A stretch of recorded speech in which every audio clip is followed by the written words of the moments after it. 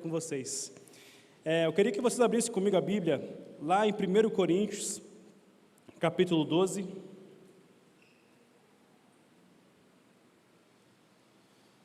Primeiro Coríntios, capítulo 12, versículo 12. A Bíblia diz assim: porque assim como o corpo é um, e tem muitos membros, e todos os membros, sendo muito, constituem um só corpo, assim também com respeito a Cristo, pois em um só Espírito todos nós fomos batizados em um corpo, quer judeus, quer gregos, quer escravos, quer livres, e a todos nós foi dado de beber de um só Espírito, porque também o corpo não é um só membro, mas muitos.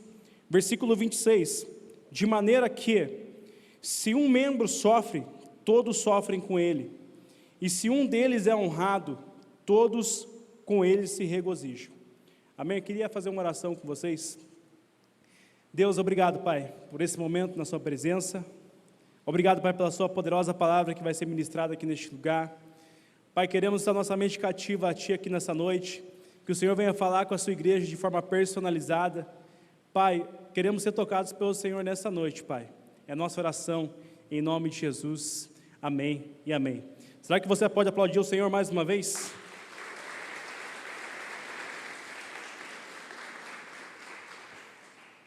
O tema da palavra nessa noite é algo que Deus tem ministrado muito no nosso coração, através da nossa liderança, através dos nossos pastores, dos nossos líderes, que é a respeito do poder que tem a unidade, o poder que existe na unidade. Então, tudo aquilo que a gente for fazendo no decorrer do ano, tudo aquilo que a gente for planejar durante o ano, a gente já tem essa diretriz, que vamos trabalhar em torno da unidade. E qual que é a diferença entre união e unidade? Tem um exemplo bem bacana de um carrinho de mão cheio de batata, né? Que daí o pastor Ebe ministra essa palavra, ele fala que, pega um prato aí e se sirva desse delicioso purê de batata, e um monte de batata num carrinho de mão. E ele fala, existe uma diferença gritante entre um carrinho de mão cheio de batata e o purê de batata, o processo que leva para se tornar um purê de batata.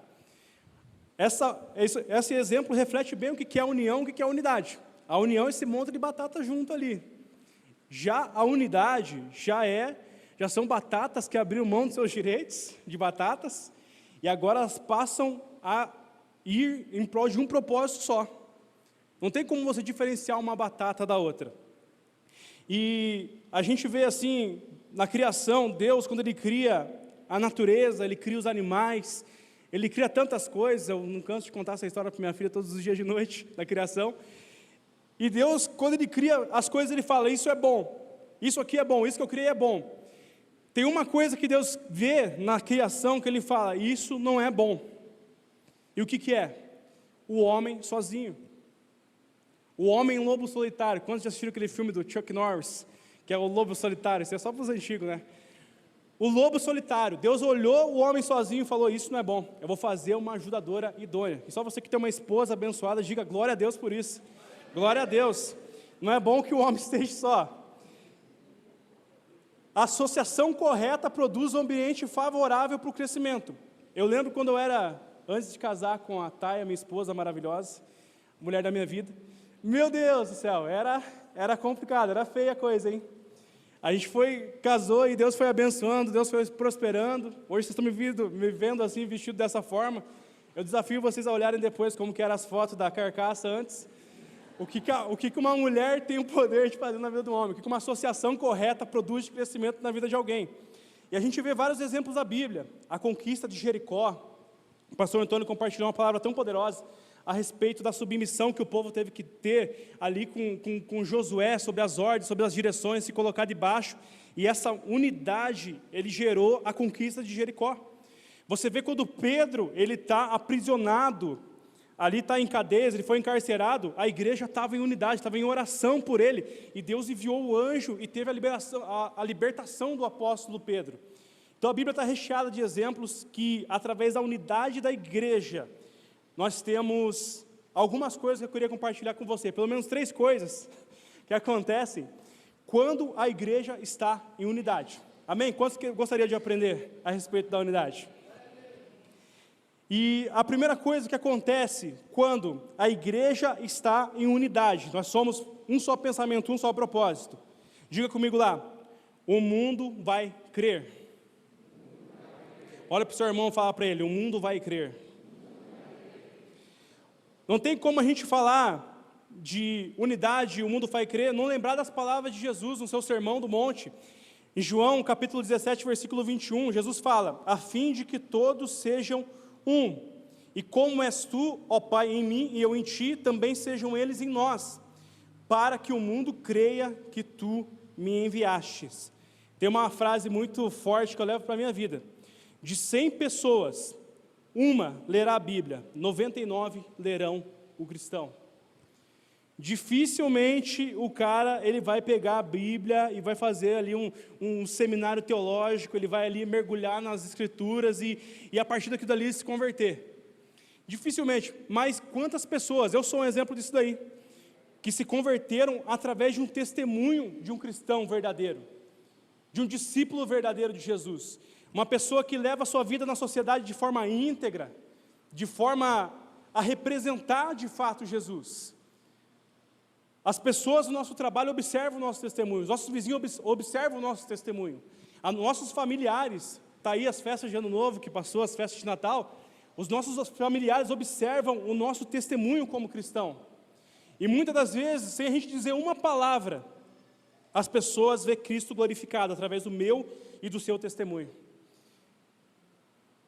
E tem um cara que não gosta que a gente testemunhe, Satanás.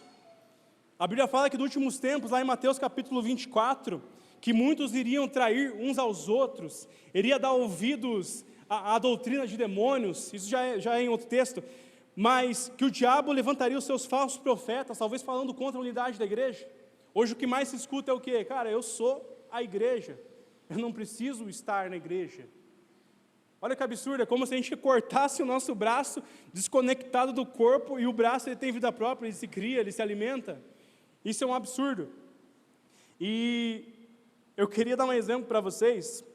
A Bíblia fala assim que quem crê em mim, Jesus fala, do seu interior fluirão rios de água viva. Eu queria a ajuda dos manauara para me dar esse exemplo, que lá na Amazônia, lá em Manaus, a junção do rio Negro e do rio Solimões forma o rio Amazonas, que é a junção de dois rios que forma um baita do rio, um dos maiores rios do mundo é o rio Amazonas, cheio de vida, cheio de pessoas que moram, cheio de tantas coisas.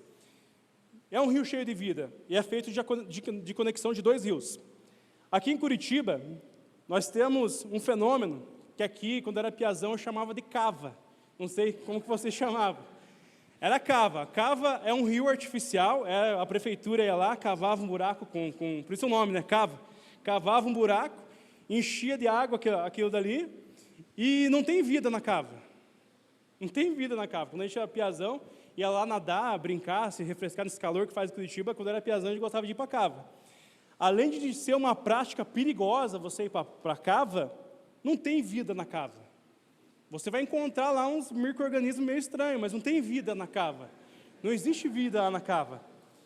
Não flui rios. E olha o que Jesus fala, lá em João 17, 22. Eu lhe tenho transmitido a glória que tens me dado. Olha que Jesus, na sua oração, ele fala que ele está transmitindo a glória. A glória que o Pai compartilhou com ele, está transmitindo essa glória para os seus discípulos, através do Espírito Santo. Para que sejam um, como nós o somos. Eu neles e tu em mim, a fim de que eles sejam aperfeiçoados na unidade.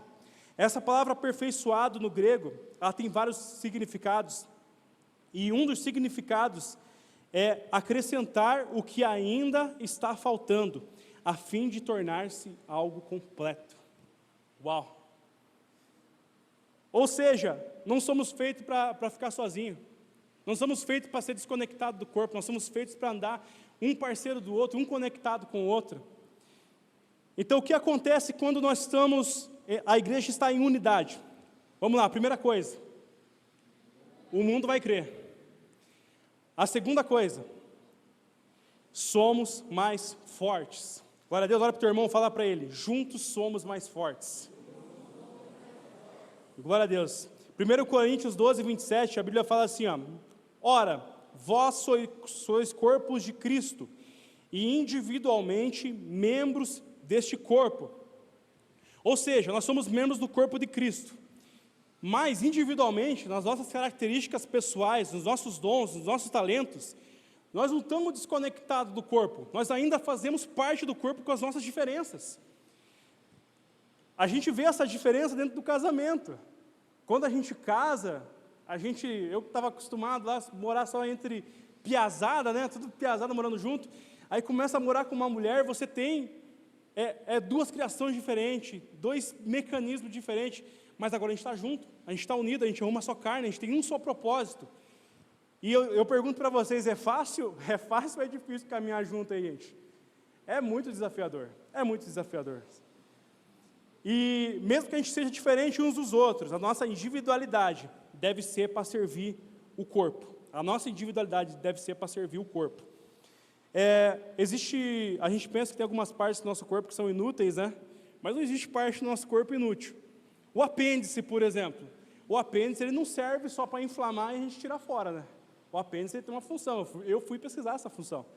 O apêndice, ele tem uma função de acumular bactérias benéficas que ajudam na digestão do corpo. E até o fato do apêndice inchar é um distúrbio do corpo. Às vezes o cara come muita gordura, come muita comida ruim, o apêndice vai lá e incha. Ele não aguentou esse monte de comida que o cara trouxe para o corpo dele. Um outro membro do nosso corpo, que é muito importante, a gente tem aqui no nosso peito, por mais que um já seja mais fortinho, não dá para sentir direito, mas aqui tem um osso bem duro, aqui no nosso peito, que ele se chama externo.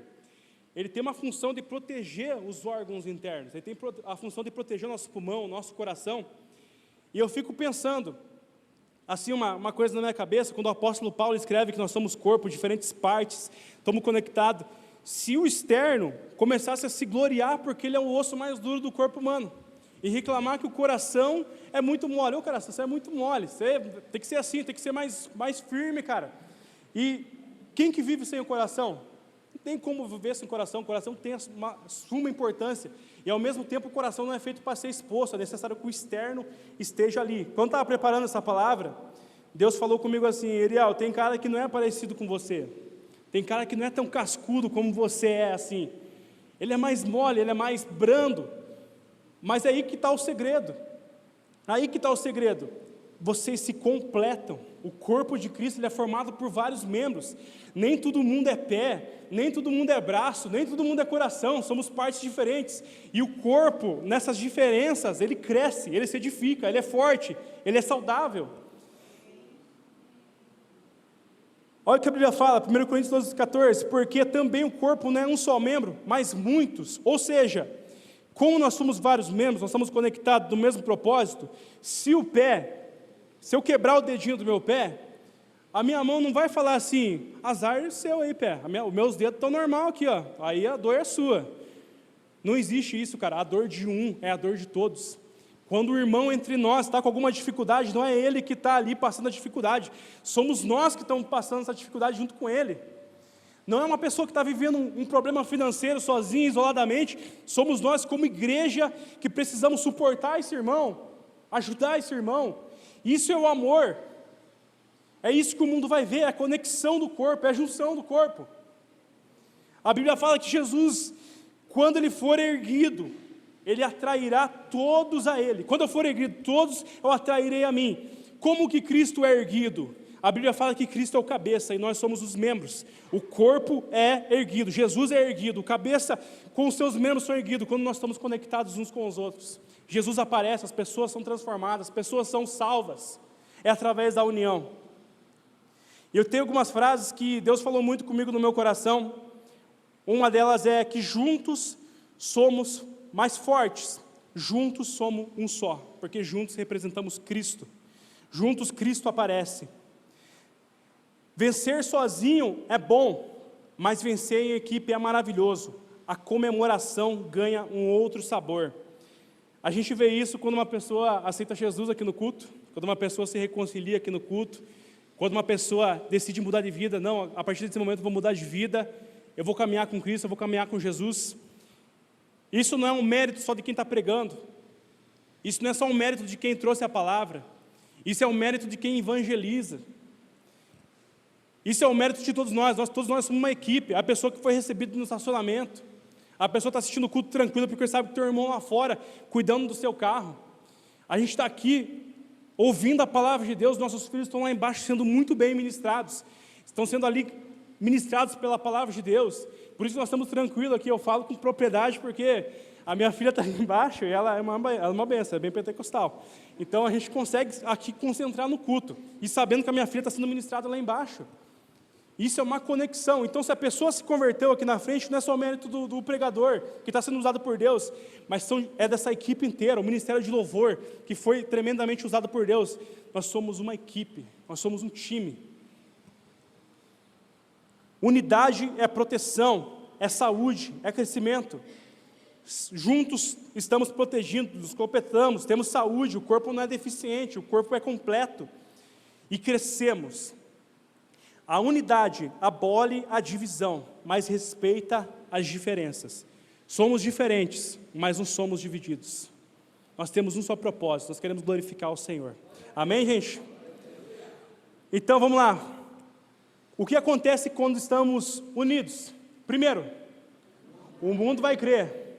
Segundo, somos mais fortes. E por último, incomoda as trevas. Quando o apóstolo Paulo, ele escreveu sobre o corpo, depois eu até desafio você a ler a carta a 1 Coríntios, que ele faz essa analogia do corpo, é muito legal, é muito profundo essa forma que ele usa para transmitir essa unidade do corpo. Quando o apóstolo Paulo escreve essa carta, o apóstolo Paulo é quem fundou a igreja de Corinto, na sua segunda viagem missionária, e ele ficou 1 ano e meio ministrando, ganhou as pessoas, ele foi obrigado a sair, ele foi para outras terras, fundar outras igrejas, e ali em Corinto passaram vários outros mestres, Apolo, Pedro. Então, foi uma cidade ali que teve contato com vários mestres da palavra.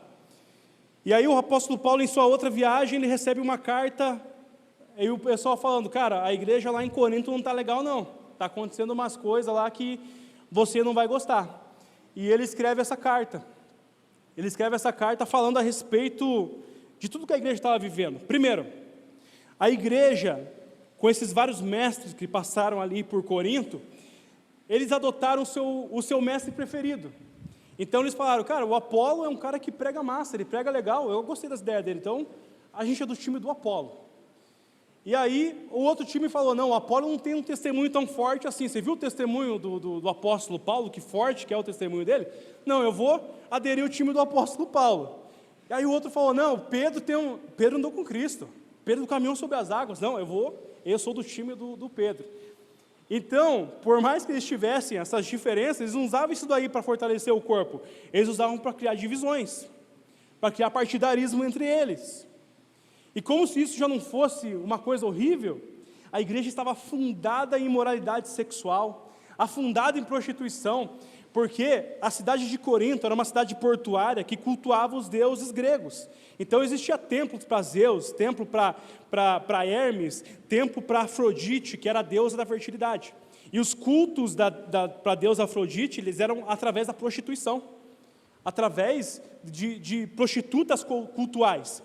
E que os cristãos de Corinto estavam com um conhecimento distorcido, eles achavam que eles eram livres em Cristo, tanto para cultuar o Senhor na igreja, e para cultuar lá Afrodite lá nos templos pagãos. E como se isso não fosse coisa ruim, a divisão e a imoralidade sexual, eles se reuniam toda semana. Toda semana eles se reuniam no templo. E aí, pensa que salada de fruta. A divisão mais a imoralidade sexual e outras discordâncias que eles tinham, todo mundo junto. Era uma bagunça. Era uma bagunça. E quem estava por trás disso tudo?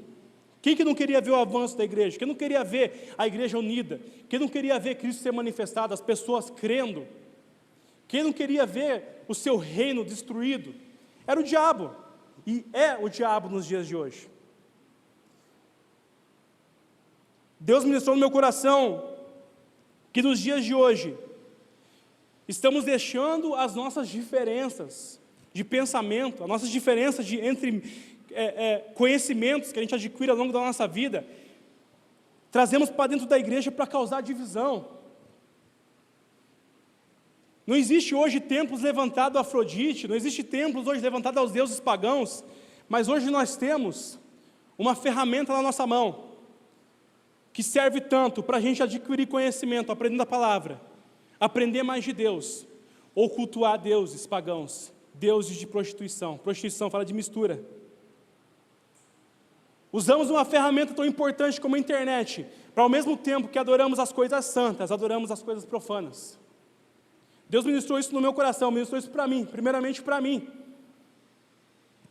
E o problema disso é que chegamos dentro da igreja, o Eriel chega dentro da igreja, a semana inteira, deixando que a divisão, as discordâncias entre si, nos desconectem. Eu prefiro aquele mestre ali, eu prefiro o pastor X, o pastor Y, o líder X, o líder Y. Eu não consigo me conectar com o meu irmão porque ele pensa diferente de mim. Eu fico imaginando o corpo de Cristo, o cabeça deu a ordem para a mão, e essa mesma cabeça deu a ordem para a boca, por exemplo, para tomar água.